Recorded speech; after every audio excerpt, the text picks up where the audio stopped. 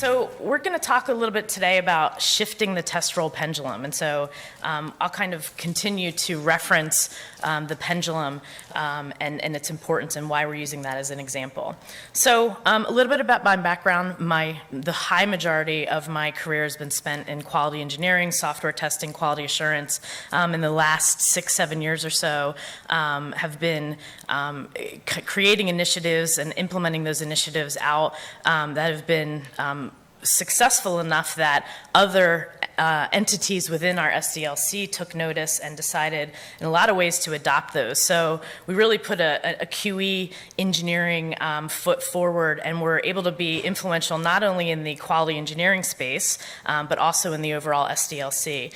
So I wanted to kind of briefly reference that although most of my career has been spent in QA and test, as I mentioned, a lot of influences and lots of comparative and congruent areas between Agile and the overall SDLC.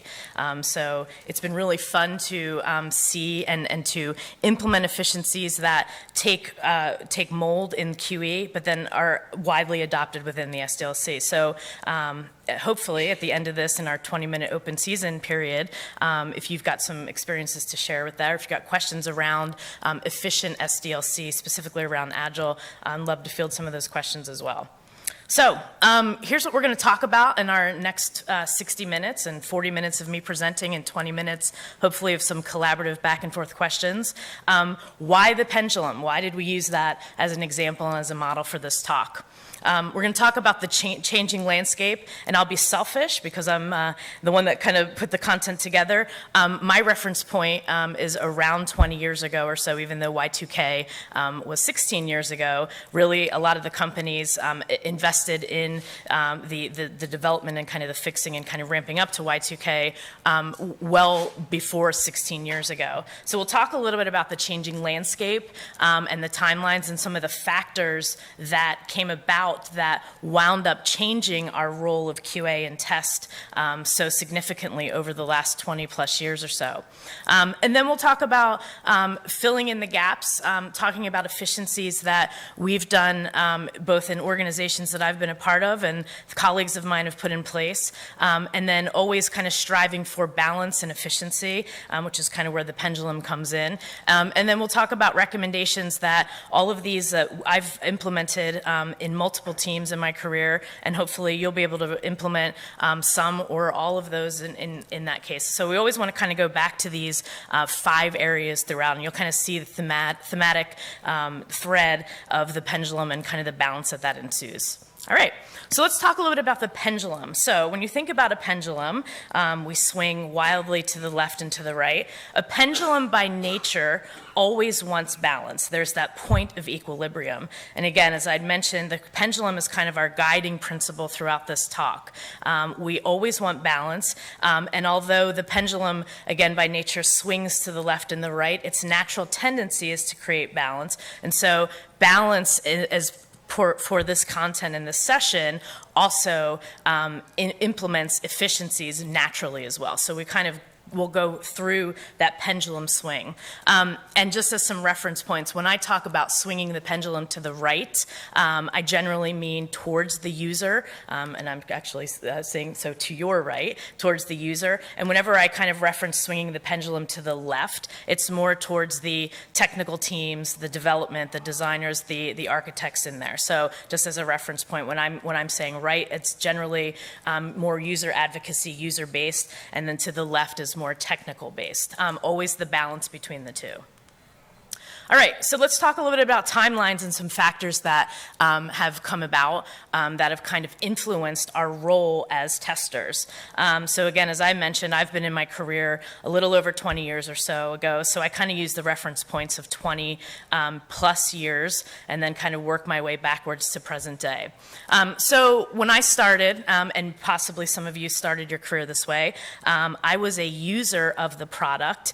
Y2K caused quite a bit of of frantic nature. For those of you who've been in your career as long as I have or close to that, you probably know that's when we started seeing lots of jobs around quality assurance, a probably very rarely seen position that had been posted. And now suddenly we not only needed to fix the problems that Y2K may have presented, but we also needed to test those. So we saw an influx of positions around quality assurance, and many of us got our start in QA and test simply because we were very good users of the product. And I particularly wanted to make a leap into my technical career, and so when a position for testing was offered up to me, I jumped at the chance because it actually fulfilled some of my career goals. And I've spoken with a lot of people over this conference and other conferences, and I always ask the question of how did you get started in QA? And everybody's background and stories are so very interesting to me. But mine really started because I was an avid user. Quite honestly, I was right out of university. I was broke and I needed some extra money. And so when the chance to test the software after hours and on the weekends came about, I jumped at the chance. I immersed myself in it, loved it, and quite honestly, I've never looked back. I've been somewhere in the quality test industry ever since. But again, kind of some of the factors that contributed to mainstream adoption and mainstream creation of this role of quality assurance or software tester was based off of Y2K, wide adoption of the internet, many other factors, but these are a couple that I kind of pulled out because that was such a meaningful part of me jumpstarting my career. In addition to having a somewhat nominal understanding of the SDLC, really one of the main job descriptions was being detail-oriented, right? And so I still see that as a pop-up interview question as well. What makes a good tester? Being detail-oriented. And I think that's still true in a lot of ways, but I think so very true at that point was being detail-oriented. We also emphasized heavy documentation of the test cases, sometimes shifting that imbalance of we were writing more supporting documentation than actual test execution, right? So you can kind of see the themes of the pendulum and shifting that balance even as to these specific roles and timelines. Okay, so if we fast forward, so now we're 7 to 15 years ago, some of the factors that contributed, many companies were now moving into SaaS. There was a heavy investment in commercial tools. Many of you may have gotten your start in automation or performance engineering by using some of the big commercial tools. And we talk a little about a silver bullet approach with tools, especially when there's commercial and when there's a large price tag associated with a commercial tool. Generally, the person making the decision is not necessarily the person who's actually going to be using that tool. So we kind of saw a silver bullet effect that, where commercial tools seem to overinflate the importance of the tool versus the importance of the actual testing. And instead of augmenting the overall testing effort with a tool, the tool itself became that silver bullet. And so in addition to the silver bullet phase, we also kind of had what we like to call the square peg and round hole. Well, we spent X amount of hundreds of thousands of dollars on this tool. We need to see a return on investment and value in our tool, so we must use that tool as much as humanly possible. So we kind of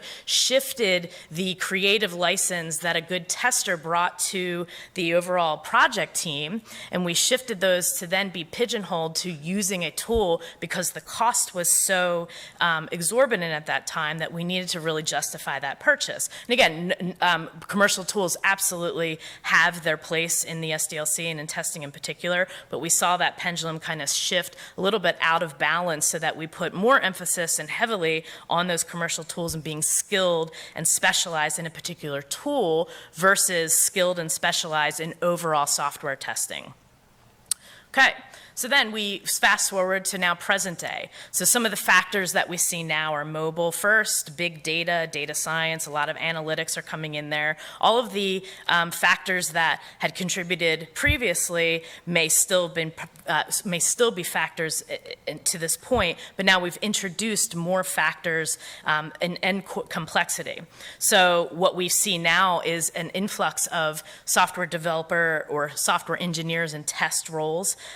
we overemphasize sometimes the development skill sets and make the assumption that any developer, anyone that has programming expertise or skills, can also be taught to test. So in our quest to kind of shift that pendulum and couple quality engineering or testing within the development and the technical teams, we shifted that pendulum a little bit towards the left, and we overemphasized, in some cases, development skills versus striking that balance between a good tester should have an intimate knowledge of coding and programming, but not necessarily the only knowledge of coding. So we kind of muddied the waters a little bit by saying that any developer could test. Our moniker became, in order to test code, you must be able to write code. And again, still, believe me, programming and developing code is still very essential, and a good tester should know the ins and outs of codes, but we're kind of talking as we go through a little bit of the imbalance of where our role as QA and test has kind of come about. So we look at our kind of changing landscape, right? So now we're at present day. Mobile, we see, again, kind of a lot of emphasis on the role of automation engineer versus a tester, or mobile engineer versus a software tester with mobile experience and all that. So we've kind of, we've shifted the titles of our positions, and we specialized in technical skills versus adding the value and emphasizing the overall testing and the value it brings to the overall team and the SDLC and eventually the company. Okay. So now that we've kind of set the landscape and talked about some factors that contributed there, we're going to talk a little bit about some of the practical things that my team and I have done over the years, and areas where I think we've either become less efficient and have kind of shifted that balance away, or where we have not done a good job of providing services to our users. So if you kind of go back, the nature of this session is to talk about striking the balance by implementing efficiencies between technical acumen and user advocacy. As testers, we are have a great role in being able to step in both of those arenas, and a well-rounded tester is going to want to step in both of those arenas. Again, always striking that balance between the two. So here are the 6 areas, again, that we'll kind of deep dive a little bit and for the rest of the session, and hopefully we'll have some questions about this as well. So I start out with automation because at this day and age, with the influx of open source tools and commercial tools, of course, I believe that a good automation strategy is the gateway to efficiency. And we kind of go a little bit about what a good automation strategy looks like.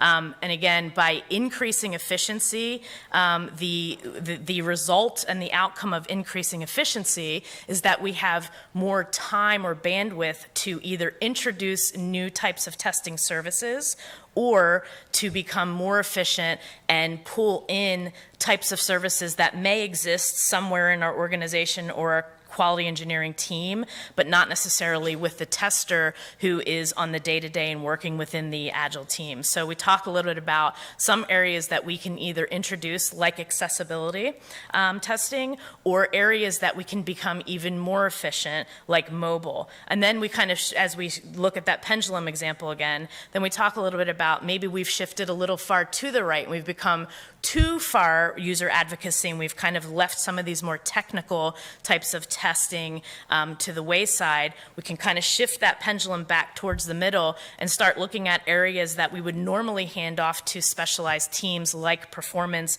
and security, and see if there are ways that we can take into consideration those types of testing into our, again, our day-to-day. The most efficient way for a tester to be spending their most time as valuably as possible is to do it within the day-to-day and embedded within the team. So we talk about these 6 areas specifically to go about of ways that we've done this in my past and current careers, and perhaps some ways that you can also take those as well. All right, so a successful automation strategy. We came up with this quote several years ago, and I love it, and I love to read it. So test automation makes humans more efficient, not less essential. And I think this is a really good quote for us to take on.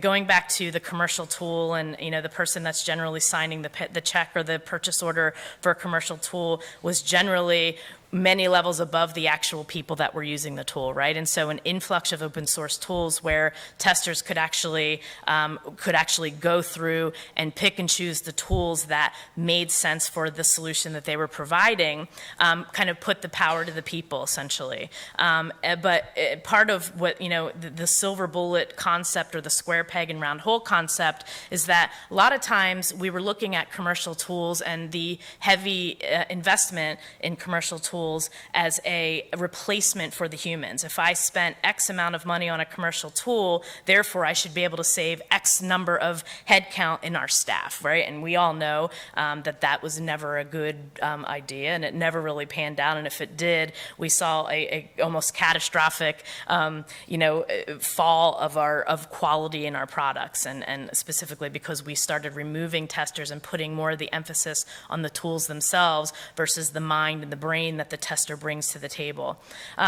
So what we decided to do was we decided to really kind of create a small and simple automation strategy. So I'm just going to ask you guys in the audience, how many of you right now would have the opinion that your current automation strategy is a very good, if not excellent one, and it meets the needs for automation in your team and organization?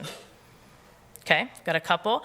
So I'll assume that if you didn't raise your hand, maybe you either don't have a well-defined or a mature automation strategy, or you have a strategy that's in place that might not be working as well, right? So I think most of us have been in that situation before, and because I'd been in so many companies before that had a not so great or non-existent automation strategy, we really wanted to emphasize start out small, and build up from that. So our automation strategy right now consists of we look at all the tests, and we went through all the tests that we run and how often we do that within a specific sprint or cycle, and we pulled out the BVT smoke or sanity test, right? And so for those of you who may be on your way or at continuous deployment, an automated smoke or BVT suite is key for the success of continuous deployment, these are the tests that are generally most executed throughout a cycle. In some cases, we were running manually BVT and sanity tests several times a day. And so if you start looking at what are the tests that we run throughout the day, it really made sense if we wanted to always implement efficiency in our solution, where would we start first? So we looked at the first test that we run multiple times a day or throughout a cycle. And so we decided that the first priority that we would automate within any team would be those BVT and smoke tests. And in some cases, if we didn't have the technical skills for someone to use either an open source or commercial tool to do that, we really did kind of build that into the definition of done within a user story, and we tagged that story to be successful when we had those types of tests written in there. So we kind of garnered the expertise, if we didn't have those already on our testing team, within the overall project Agile team. So then we said, okay, now we've got our BVTs automated. They're running upon check-in. We're running those multiple times a day throughout the week, throughout the cycles. So what's our second priority? So our second priority was our acceptance criteria. And this was really I kind of listed the three top reasons here, but there are many, many reasons why tagging acceptance criteria to automate as a second priority is important. Number one, it ensures that acceptance criteria is understood and agreed to by the team. We see still a lot of times where a product owner or product manager is off to the side talking with a developer only, and they're having a very collaborative discussion and kind of fleshing out acceptance criteria, and the tester is on their own, not taking part in any of that conversation. We really want to make sure that that in our striving for MVP, minimal viable product, that we have that we understand, and everybody that's responsible for working that story to include the testing team understands the acceptance criteria. So by tagging a definition of done or a high priority initiative to the acceptance criteria, it really kind of brought to light where some of those stories were lacking in its acceptance criteria and the understanding of those requirements or acceptance criteria per the user story. And then as you kind of deliver every sprint or have code tested enough to be able to be delivered, that acceptance criteria really kind of forms your regression for the next cycle or sprint, and you kind of build upon that acceptance criteria, and that becomes your regression bed for future sprints and cycles. Then we have a phase 3 that's called dealer's choice, right? And so dealer's choice, and this is a little bit prescriptive, but there's a reason why, because I've seen so many automated enterprise automation strategies fail because everyone was without a specific direction. People were automating what made sense to them versus what was most valuable across teams. So we kind of had this more creative license phase, which we just kind of affectionately called dealer's choice. And it really is, okay, so we have our smoke and BVTs automated. We have our acceptance criteria understood and therefore automated. So now we're going to start looking across teams to say, what are some automated tests that we feel are tied to, say, revenue, or tied to uptime critical, or tied to some maybe pain points that our users had been feeling. So we kind of get into this dealer's choice phase. And really, once we normalize with priorities 1 and 2, most of our teams now are in dealer's choice, and they're automating as those stories are being developed, in some cases automating while they're being developed, and we're continuing to expand out our automation test bed. Okay? All right, so now we have a fine-tuned and efficient automation strategy in place.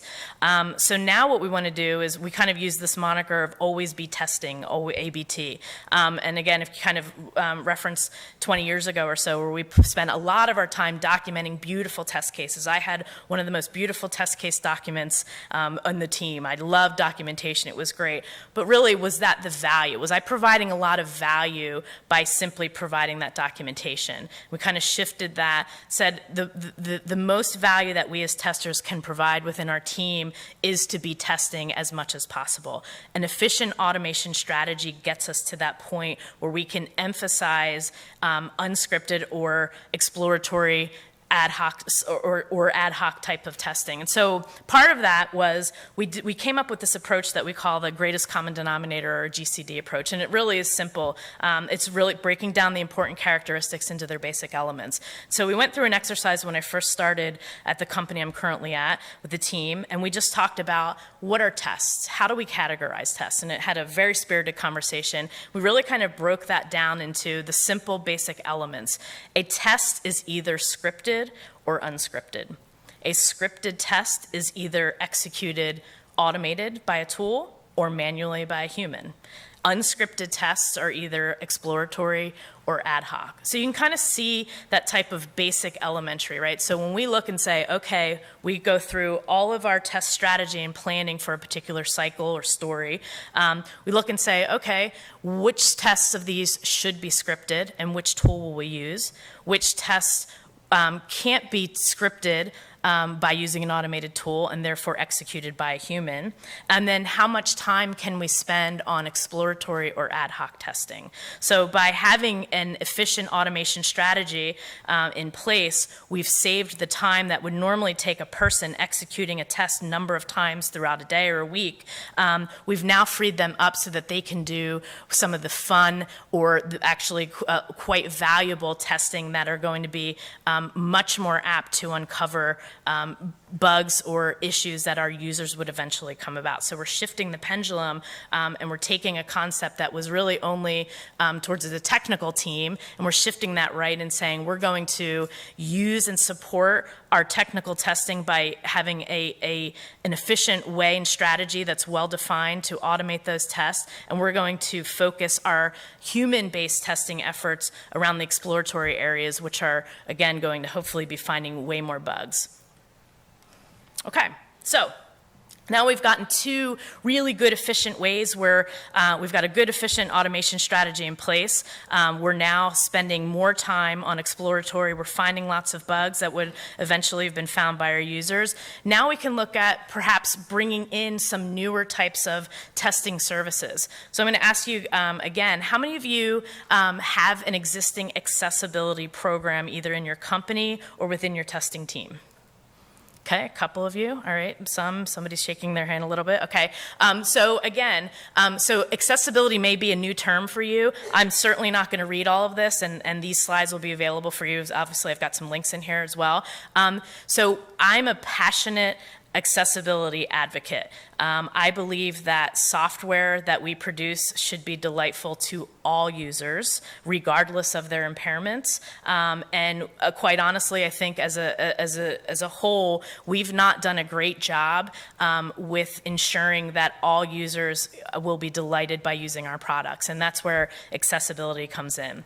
Again, I'll kind of let you read some of these slides in here in the specific content. But the gist of accessibility is that the outcome of an accessibility test is that we put on clearly transparent and visible on our site an accessibility statement. And what that says is that if you are entering our site and want to use our site and you have an impairment, you're using some sort of assistive technology, we want to let you know that we've tested to a specific level and we've come up with some deficiencies, and here are those deficiencies, and here's our plan to fix those, or here's our plan to not fix those. What we're doing is we're sending out an olive branch to, quite honestly, an underrepresented population, and saying, we want you to be delighted with our product as much as anyone. And so being able to build in accessibility as part of our testing, our overall testing services and offerings is really important. And again, you can start looking at other initiatives to expand your own team by becoming more efficient with things that we're already doing. Okay. So on that same token, we're talking about things that we can also look at to become more efficient. So we're kind of shifting that pendulum from left towards the middle or from right towards the middle, always striking that balance of equilibrium. How many of you have your company and you or your team is responsible for testing on some sort of mobile platform, or you have some sort of mobile solution? Okay, so most of you. And if you're not, I'm going to guess, unless you have a very specific product offering, that you probably will be very interested in mobile. There's a lot of content around mobile testing, and I'd be happy to share bigger slide decks that have a ton of content around this. So what I did was I kind of slimmed down the mobile, where I thought was mobile inefficiencies, into two areas. I think there are a lot more, and again, I'll share any of that information with any of you that ask. But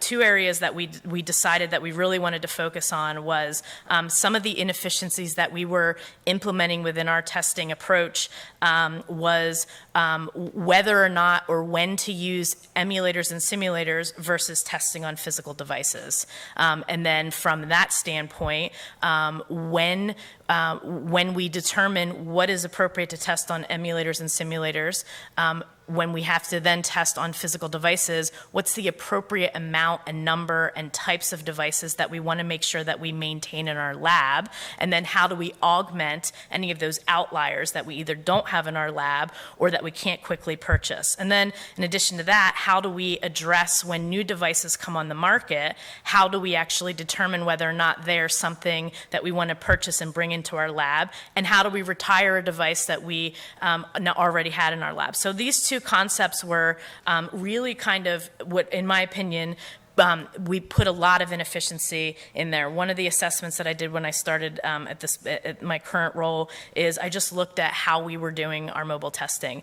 And every single test case was executed on every single device that was in our lab with really no thought. And so when you looked into how long it took for us to complete a testing cycle for our mobile product, we were spending, in some cases, 2 to 3 times more than the actual development time.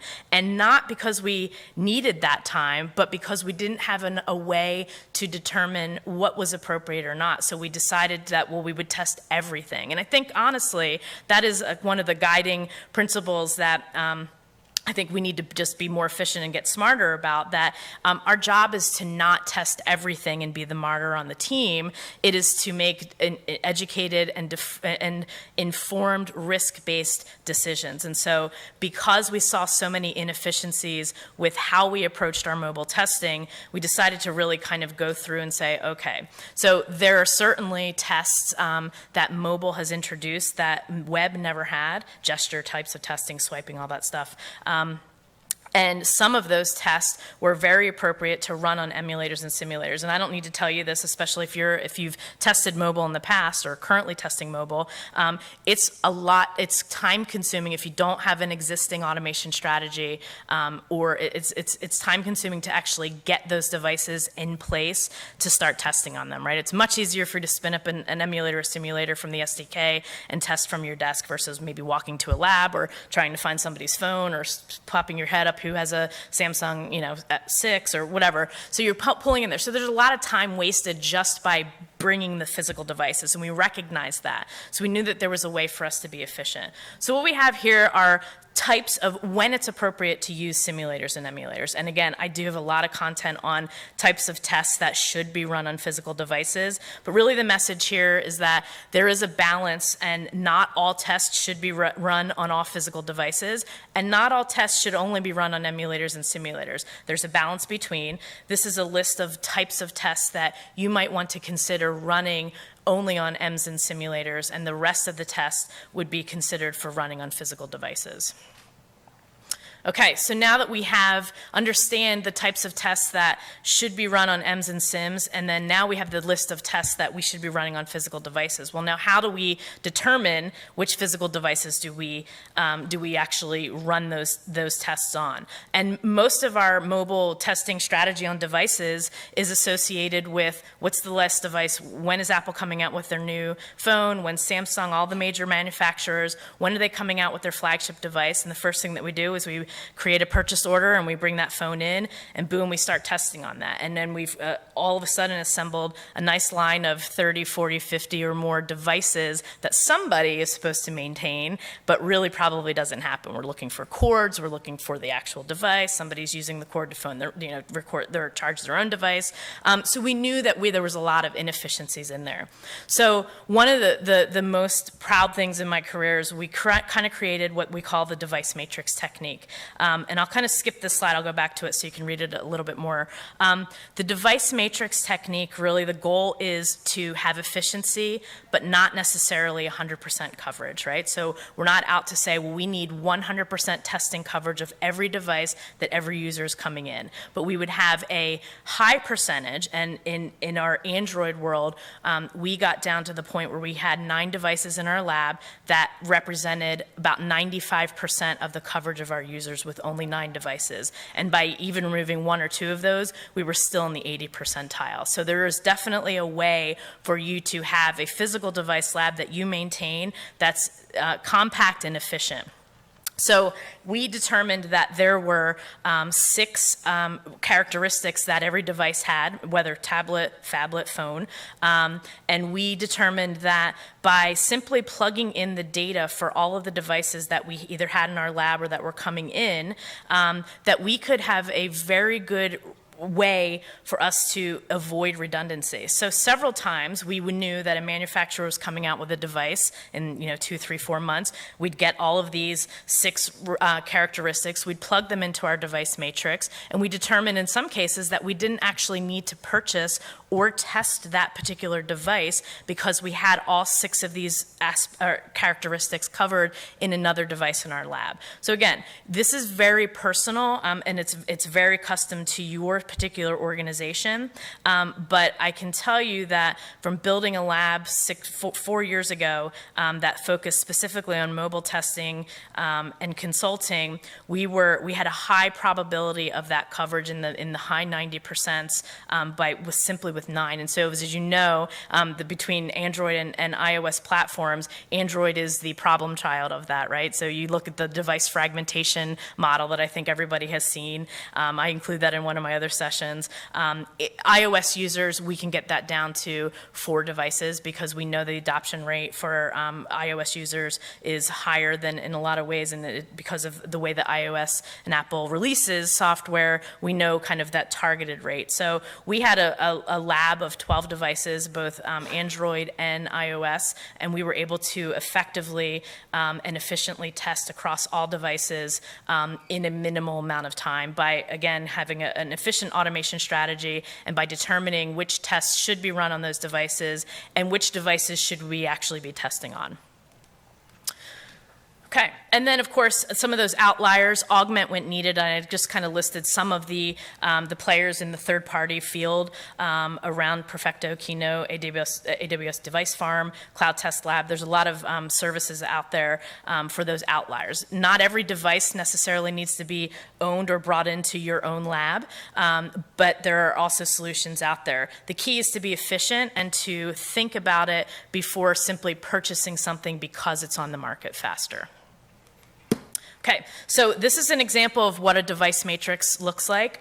You will definitely notice that this is outdated, and that's by design. This is an example only, but this is what a device matrix for Android looks like. And as you can see, we kind of used our categories of newest, flagship, oldest, and I've got information on what those mean, and then the device names, and then we used all 6 of those characteristics that I just discussed earlier. So this is literally what we would do: is we would take a new device that was coming on market, we'd plug that in and see if we had any redundancy or duplication, and if we made the decision that we didn't have that and we needed to purchase it, we would purchase it and plug that into our device, and this became our inventory for our lab. Okay. So now that we've got our 4 very efficient ways, we're now very efficient with our mobile testing. Now we look at kind of expanding and maybe shifting a little to the left. So we have a couple of different ways, and what I believe are kind of flaws in our current testing approach. We tend to specialize roles: automation, mobile, performance, security, and we tend to hire people that have skills in there without emphasizing their testing skill sets. So what we see is a lot of not embedded with the team and a lot of kind of throwing over the fence. So a lot of automation engineers or performance engineers, well, I won't touch that until I know it's been tested, and I want to see that the test cases are passed or failed, and then I'll start performance testing. Or I want you to tell me which tests I should automate, and once you've tested that thoroughly, check mark that in our test management tool, and then I'll get to it and automate it later, right? And so we've kind of created an artificial barrier sometimes between these specialized engineers by not embedding them on the team. Ideally, we want as many people touching and working a user story embedded with the team as possible. When that's not possible, we really want to kind of give some more information and technical aptitude back to the testers that are on the day-to-day. So there are ways that we as testers, even though we don't have maybe performance or security or automation engineer in our title, there are ways that we can adopt that technology. First is looking at the performance and security aspects. We want to, again, embedding is always the first priority, but if we can't embed, here are things that you as a tester can start putting into your own toolbox to start fleshing out things that would normally happen after we've done, and quite frankly, maybe sometimes too late in the overall SDLC cycle. So ways to use open source tools. Here are a list of tools that we've used, and we use primarily from the tester that's, again, working within the Agile team.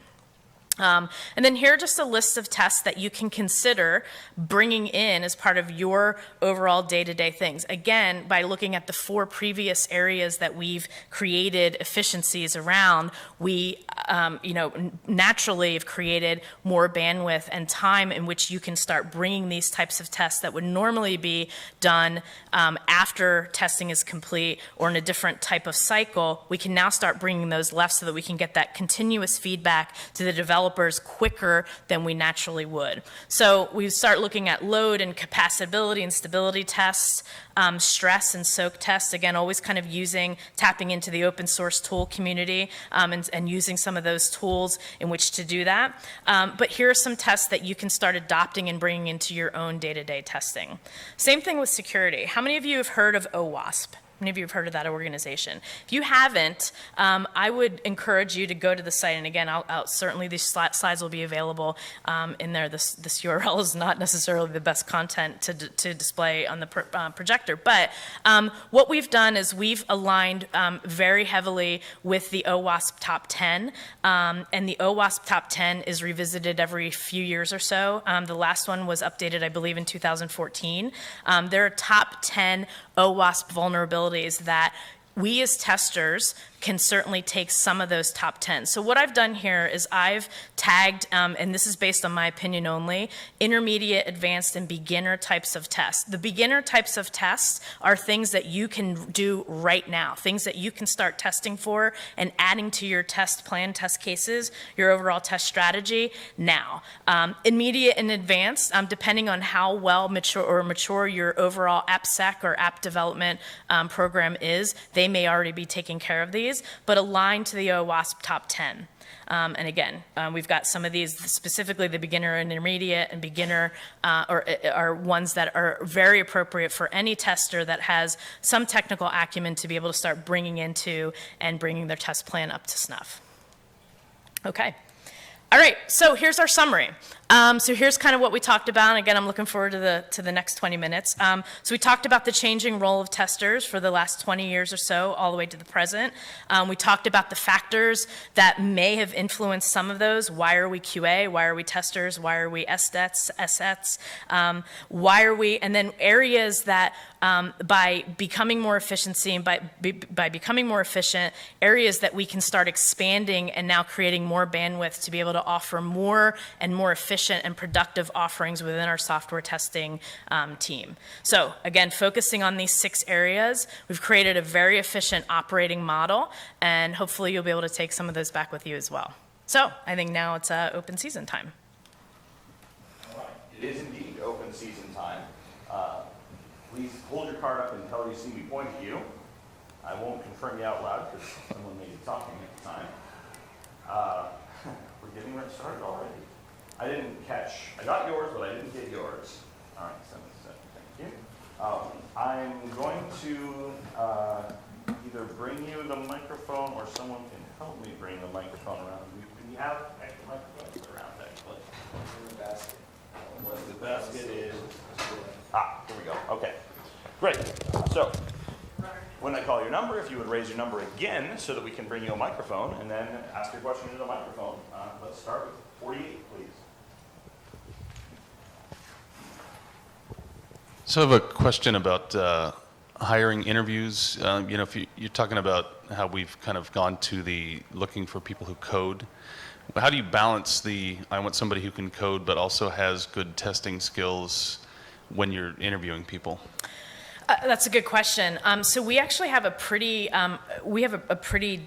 good interviewing and onboarding questionnaire that we use in our organization. We do like to look for computer science degrees. We do tech them out, and sometimes we bring in a developer that will help with that. But in most cases, I think really kind of the emphasis on that kind of where we emphasized programming skills over testing. I think what we thought, and I will say I was guilty of this years ago when I believed that we could teach any developer how to test, right? So I'm learning from my lessons here that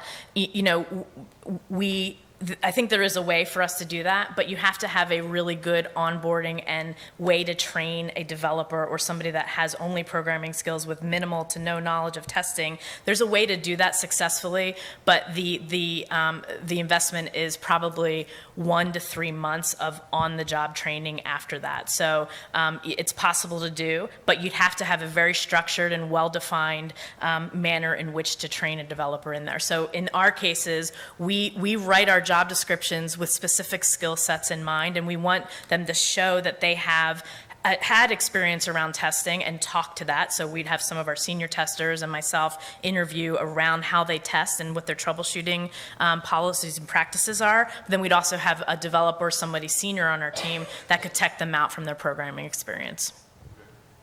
I've got 89 then. Hi, I have a question about your automation strategy, particularly related to maintaining. So your strategy was great for getting started, like adding smoke test first, then AC items, and then the dealer's choice. But after months or years of that, you end up with way too many tests. Do you have strategies for cutting back or how to maintain? Yep, absolutely. I'm glad you asked that question. I was hoping somebody would, or else I would have talked a little bit more about it. So absolutely. So as we tie a particular suite of automation, and I'm a big fan of having multiple sub-suites within our suite of automation, specifically categorized by BVT or sanity tests, then smoke tests, then acceptance criteria tests, and then regression. So as any of those, so the rule of thumb for our organization is if we have any test that fails within our BVT or our acceptance criteria, so those priority 1s and 2s, those are an immediate all hands on deck. And so that is triggered with the product owner and all developers. So we've kind of communicated and really kind of pushed the ownership of automation to the rest of the team. And so those are triggers where it's kind of like in continuous delivery, if a build fails, everybody should, that developer, whoever checked in that code, should be immediately on high alert, right? And so it's the same concept of if any of these 2 suites of tests break at any point in time, it's an all hands on deck type of thing. So if there's a reason why the test is failing and it's a valid failure, it gets fixed or it gets bugged.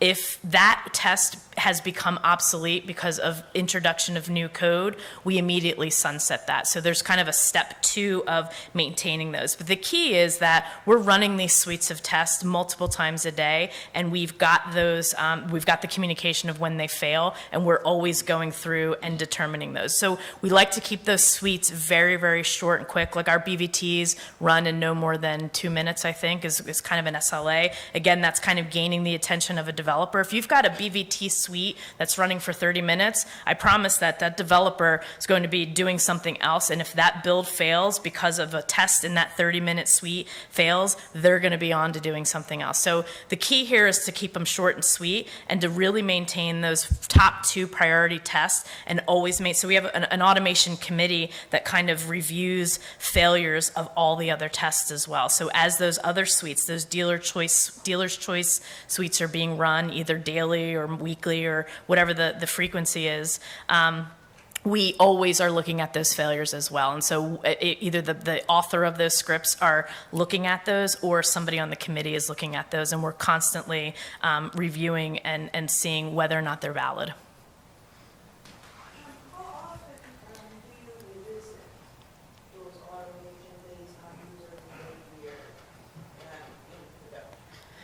Get that on the microphone. Sorry, I'm going to make you repeat, but 116, repeat the microphone. Yeah, I said, how often do you revisit those automation based on the user behavior in production?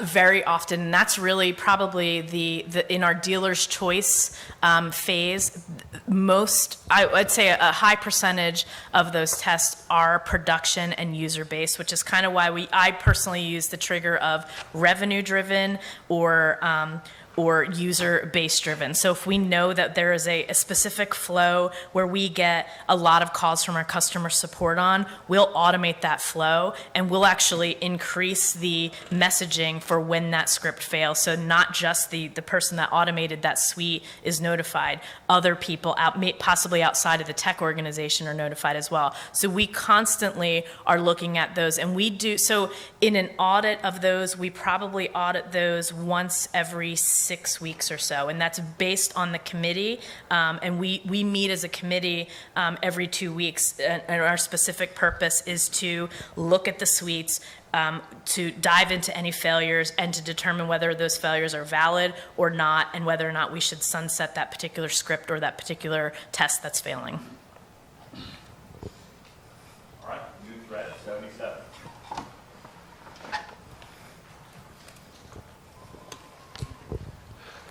Thanks. So I was thinking a couple things about your pendulum and automation. I like the idea of the pendulum where you're always focusing between your technical and maybe your softer side and trying to find that sweet spot in the middle. It seems what's going to be hard for a lot of organizations about that is that it does require this constant training and realignment of the employees and their skills and what they can do. And likewise, the automation deployment, we're talking about efficiency as we're using efficiency to talk about how we use our time and how we deploy our resources. To a lot of employers, efficiency is about money. So we're deploying automation to try to reduce costs, which may well mean reducing people. How are you building an argument for this efficiency and for this constant retraining that doesn't just lead to job cuts, that doesn't lead to, we deployed automations, now we can get rid of those smart people over there and just keep one person to maintain it? Because we emphasize the exploratory testing. So if you see an increase in automation, also increases the exploratory testing. And quite honestly, and again, this may be my opinion, but I know others that share this, exploratory testing for the human are the best time for us to be spending. And generally what that creates is, in some cases, lots of bugs that are found within those exploratory sessions. In my experience and in many others, automation should not be finding many bugs. If it is, that means that we're regressing. And that means that problem is generally not the tester's job to fix. That's happening to the left of us. We are somehow regressing, and something to the left of us, whether the architecture or the development piece that's going on is breaking or is not as efficient as it needs to be. So what we do is when we elevate our automation, we actually elevate the human tester to the point where they are finding those bugs and they're expanding and creating those outlier scenarios that we never really had the ability or the time to emphasize, and which happen to be the bugs that were being found by our users. So that's generally where the balance is. I'll say that I've had this automation strategy in place for 4 organizations and have consulted probably a dozen or 15 organizations and let's just say the last 5 years. I've never seen a reduction in force because of that. What I have seen is an increase in the quality of a product because we have dedicated time to spend on those exploratory and ad hoc based sessions. Thanks. I'm kind of in a position where I'm building a plan towards a similar system, so that's helpful. Thank you. Yep. Brett, 147. Thank you. I am more on the right-hand side of this pendulum, but the rest of our development team, they're on the left-hand side. It's quite cool to be on the other side from all the others. Why? The customers, the users at the very end, they always come to us. They ask us. This is quite wonderful. But I think we have to adapt. We are fully aware of that. Therefore, we have a wonderful automation strategy that we get in this direction. But how can we convince the other guys, the ones on the other side, to be a little bit more user-focused? That's a great question, right? So, I mean, I think, part of, we saw a wonderful adoption of our practice, of our profession in the last 7 years especially, where we've emphasized programming skills but happen to put in there test or quality assurance or something. So I think, I'm probably in a unique situation here because I am a hiring manager. I'm able to create what I believe is a well-rounded role that emphasizes both the user advocacy and the technical acumen. And in some ways, I put my money where my mouth is. So I pay salaries that are very much aligned with our development. And so we did an exercise. So a couple of things that happened when I started with this new company 9 months ago is that they were referred to as quality assurance. Nothing wrong with that. That was great. But the stigma of quality assurance within that organization meant they were checkers. They were the people that were supposed to find every bug that existed in the software. And if something happened where a user found a bug, the blame was on QA. It was on test, right? And so I think that's a story that all of us have probably experienced and may continue to experience right now. And so what we really wanted to do was disrupt the perception of what quality assurance was. And so we quickly kind of changed our department and called our, and really kind of built in what we call quality engineering. And based on that, our charter and our mission is that balance of the technical acumen and the user advocacy. And I know that this is a very, an outlier, but I was able to have salary adjustments based on that. In some cases, there was training for those people that were shifting more to the right and didn't have that technical acumen we were expecting, or the people that were shifted to the left and didn't have some of that user advocacy type of testing. We were able to put together a very specific plan to get them to that place with some incentives along the way.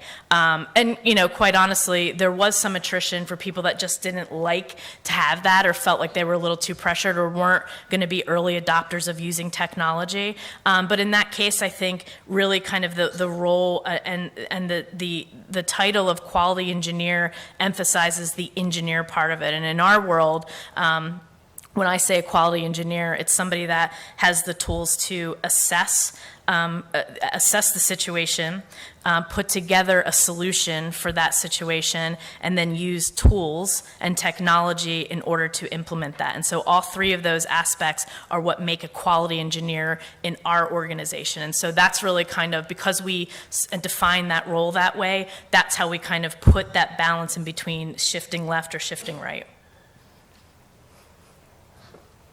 We've got 5 minutes left. Have I got any more news threads? All right.